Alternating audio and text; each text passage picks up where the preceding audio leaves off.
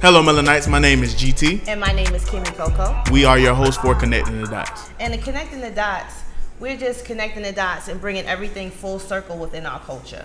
So we're going to be discussing different topics, whether it be stock market, current events, basically coming from the perspective of the first generation of hip-hop culture. All right. And Kymmy Cocoa, what's this week's topic?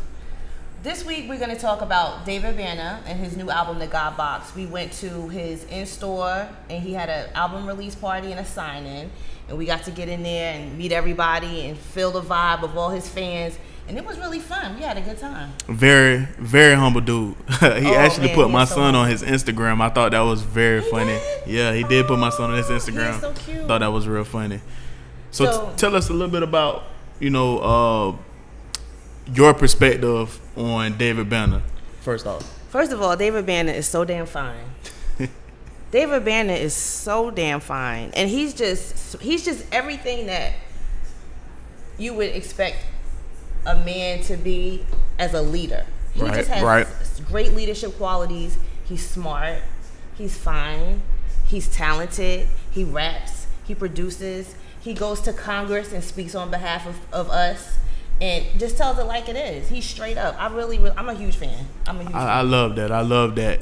And what we're gonna do right now, we did get to speak with some of the fans out there, as well as some of the people that got to work with him hand in hand on the album and even at the store. So let's take a look at that. So we're here at the David Banner album release party, signing, and everything like that. So have you heard the God Box yet? Girl, isn't it good? What's your favorite song on the album? All of them, right?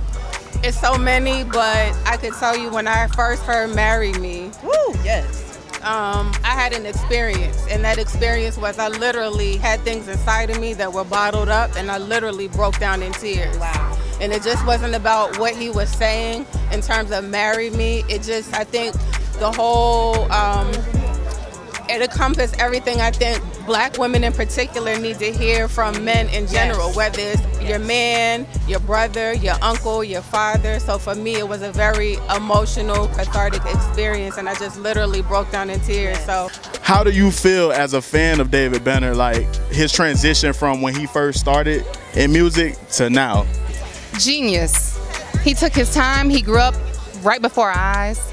He became he started out always talking about the movement. People just wasn't catching those gems he was dropping in the albums, but he grew from that and came out hard, and now there's no question, no doubt of what he's about. So I love the growth. And the new David Banner is within, you know what I'm saying? Within the power, the creativity, everything, you know what I'm saying? The new Banner is explaining, touch yourself, represent yourself, put yourself out there. The old Banner, you know what I'm saying? Just crunk the industry out there, you know what I'm saying? Just say, live life, turn up. But there's a difference between those two, you know what I'm saying? This David Banner, the new hot and ready one, he's mature, he's ready, you know what I'm saying? He's good. Joy works here at Mood Music. So as an adult, do you think that hip hop is moving in a different direction with more people that will have more positive music, or are you seeing like? I don't know. I hope so, because to me it's not that many positive. I mean, it is. Don't get me wrong. It is a lot. It's just not out there like it needs to be. We got KP here from the Dungeon family. I'm one of the executive producers on the God Box, so he was gracious enough to give me that credit for my advice and help with him. So what do you think is going on for adults in the hip hop industry right now? What do you think we're moving in a more positive direction, since we're like the first generation of adult hip hop fans? Yeah, I think we finally have things that apply to us, like radio stations that cater to music that was our high school eras. Right. But it also lets you know that hip hop is growing. It's getting to that space where it's a respectable place and you can grow grow into that career. Right. Like it's now career. So you can see all these people coming out to see somebody like David Banner putting out a record at he's an adult. Right. And he's making music that's smart. Like the problem you get is you see a lot of older cats making records trying to impress young kids, which means they got to play inexperience to even communicate that way.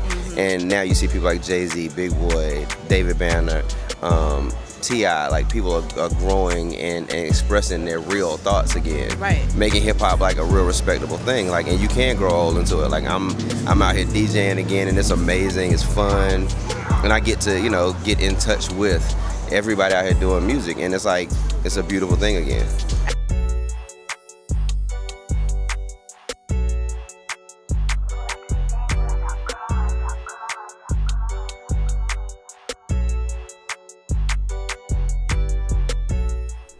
So there's a couple of people now that, you know, started off as rappers, maybe like the 80s or the 90s, and now they're just like gone into teaching. They're running for office. I know Sadat X from the Brand Nubian, shout out Sadat. He's a teacher. He actually teaches hip hop in school in New York. Do It All Do from Lords of the Underground. Wyclef. Oh yeah. Wyclef. He ran for a president of Haiti. Haiti, yeah, he did. Do It All Do is running for the city council in Newark, so check him out and vote for him. There's just so much going on that it's beyond the music now. You know, I mean, like I said, we're the first generation that grew up with hip hop as a tool, right? And now they're using that to further out, you know, the culture. So. Yeah, I definitely think, you know, as a fan of David Banner's, you know, from the Mississippi album to the God Box, he definitely is to me, he's talking about some of the same stuff that or the same topics that he was talking about then, but you see the growth of him as a man. Absolutely. You know, and you know, him trying to educate the people a bit more. I mean, he still has those songs. I mean, he still makes very good music. Just, you know, he just calmed down on the ratchetness, so to speak, when he's speaking of his music. Yeah, I think there's enough ratchetness out there to feed 1,000 countries, and you know, he's just reeling everybody back in. Right. Because I think we've gotten like so deep into ratchetness that ratchetness has become the norm. Right. And it's like, okay, that's cool. And, you know, even at a certain age, women and men of a certain age, you have your time when you want to get ratchet. But that shouldn't be, like, the norm. Right, absolutely. And I think, you know, just my review on his album, I'm going to talk about two of the songs that's on there. I think Amy was one that stood out to me, probably one of my favorite songs on the album as well as yours. Yeah, just to kind of give you some insight on that, you know, he was just, you know, giving us a perspective on the word nigga. You know, definitely can relate to it, and why us as young black men and middle-aged black men, why we move the way we move and do the things that we do. Another one that I liked was Marry Me, where basically, you know, he was giving his opinion on, well, not even his opinion, just telling his feelings about how he wanted to get married and he wanted to have a family and things of that nature. Because I can't believe that he's still single. I mean, it happens. It happens. And me being a single dad, I definitely can feel him on the song. I could definitely feel him on the song. That's a whole nother topic. That's a whole nother topic, but I could definitely feel it. He always says that, you know, music is his baby. So he will want to nurture and have that foundation before he started to have children. Right. So he wants to be married first, and I feel him on that. Right. Because I think that's another thing that we've gotten away from as a culture, the importance of having that family bond. Like, you know, how they say it takes a village to raise a child. Right. And it's like our village, make sure your village is straight. I mean, if you can, you know, I'm a single mom too. But if I could have done it another way, I definitely would have. You don't want to promote being a single parent. It's not easy. Right. It's definitely not easy. I mean, I would definitely say for the past 3 or 4 months, you know, with my son, you know, I definitely had to do it, you know, by myself. And you and all of our single black women out there, I definitely have a better perspective of what you guys or what you ladies go through, and it makes me respect any single black mother a lot more now, you know, because it's not easy doing it by yourself. It's not. It's definitely not. It's so not. Men, if you're slacking, help your lady. So Kymmy, one thing I did find interesting that you kind of put me on game on a little bit more in detail was the fact that, you know, he actually goes out and, you know, he speaks. Yeah, he does lectures. classes and stuff like that. Tell us a little bit more about that. So you can check out his Facebook, his Instagram anytime. He's very vocal, he's very transparent, and he's very open about his feelings about what's going on. And he's pro-black and he's pro the culture. And he uses his platform to show everybody, like, look, I grew up. He caught some slack on that on Twitter, and I I had to clap back. You leave David Banner alone because he grew up. And he actually responded to my tweet. He's very interactive with people. I said, you know, why are people giving David Banner a hard time? Because he grew up. And he responded to me and he said, well, how would they understand if they've never done it? Right. And that's true. Right. So I definitely see his fan base changing. And I definitely see the people that are starting to, I guess, grow up, or, you know, their tastes are changing, because there are some people that just never really abandoned him. Because them girls still getting down on the floor, that's why. They for sure are. They for sure are. But, you know, some of us want to get back up off the floor, and we want to raise our kids and have some, you know, information. So he provides us with all that information. You go in there to see what he's doing, and your ass gets woke the hell up, because he's going to tell you about the Trump administration, how they fucking up people, your local government. He's very active in the Mississippi government. You know what I mean? He gives back. I mean, this guy is just amazing. Definitely. And I know he mentioned on one of his live Instagrams that he wanted to move to another country, but see, we gonna need you to stay here, boo. He definitely you know, had the ladies were screaming. Did you hear those ladies screaming? I did. We were standing there waiting for him, and all of a sudden these ladies were on the corner and they were just like, David. I was just like, oh my god. He definitely had he has that effect on women. He had a influence on my life. You know, I drive a Cadillac now. My first car was a Cadillac. Only thing is, mine's not sitting on 22s. I'm more of a factory guy myself. A what? A factory guy. Like I ride the wheels that come on there. Yeah, I'm not doing all that. Right. Some people do too much of that. I agree. I agree. Sometimes the outside of your car is worth more than the inside of your car. And absolutely. That's not cool. Absolutely. So you guys like my earrings? My bamboo earrings? Like, like LL Cool J instructed us to wear back in the day? Jingling, baby. But listen, you have anything else you want to discuss on this topic, or anything that you want to give the people informative, or where they can go to check out additional information on the album, or what is it he's doing politically? If you go to davidbanner.com, they're selling a God box on his website. Follow him on Instagram and on Twitter. Okay. David Banner takes pics on Instagram. Okay. He's very open, like I said. Also, follow every place that he's at, because he does live lectures. Right. And he basically talks about, like I said, the government, black business. He promotes, you know, black business, black banking.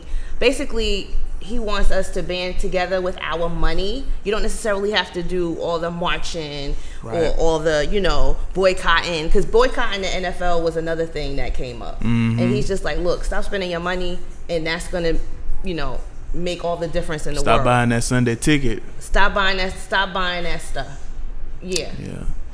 And I would definitely say if you're a fan, make sure you get that God box. Yeah, it has a flag in it. It has the CD in it. It has a T-shirt in it, and some other stuff. I didn't get the whole box. I just got the CD. They were selling the T-shirts at the record store. I know they sell some of that stuff on his website, but support all the artists that are doing stuff. I know a lot of has been made of Jay-Z's album and how he grew up, and all of a sudden now everybody's just like, oh my God. But what did he say that your grandma haven't been telling you for the last 20 years? What is he saying that isn't in every other scripture, book, Bible, Quran? Like, but how ironic he came out with the story of OJ, and OJ is getting out in October. How ironic was that? I know. That's crazy. I know. Did you see that? I did. I actually did watch it. I did feel like OJ was rambling a little bit too long. God, he was making me so nervous. But he was making me so nervous. But I guess that happens when you get older in age and you're trying to talk yourself out of trouble. Well, all ages, because I mean, even as a kid, we probably used to talk ourselves out of trouble or trying. When you allegedly got away with murder, you have a certain air about yourself. And so you feel like you can talk your way out of everything. To even get even deeper with that, my whole issue with OJ was the fact that you beat the trial. Why would you come out with a book called "If I Was the Killer"? Like what was that? That's what I'm saying. When you beat a murder case, R. Kelly did it, Puffy did it, Snoop did it. Every time you beat a case like that, you just be mad cocky. All of a sudden, before they beat it, they're gonna make a gospel album. they're gonna do this for that. They're gonna do this, and the only thing they do is come out and just be mad, like arrogant. Like, dude. I mean, but I don't know. I don't understand any of the movements he made. But I hope that he sits his old ass down somewhere now, because everything he does, they're gonna call it a parole violation. Absolutely. They do that to black people all the time anyway now.